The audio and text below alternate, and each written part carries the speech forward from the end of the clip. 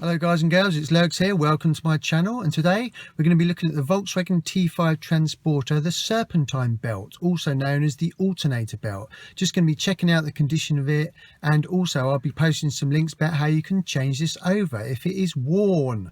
Now the first thing you're going to need to do is open the bonnet, and there's a link above now about how to do that. And the Serpentine Belt is located here on the left hand side. So you're basically just doing a visual check just to make sure that there's no rips or tears and it looks in good condition. Now the engine's not running at the moment, so I'm just going to start it up. And then you're going to do a visual inspection while the belt is actually rotating. So you can see there, you can see the belt rotating round.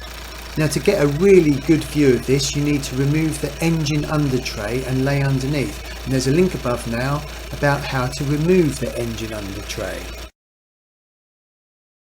So once the engine under tray is off, then this is the actual engine running, and this is the belt here. So you've got a really good visual inspection. There is a link above now about the belt routing on the Volkswagen T5.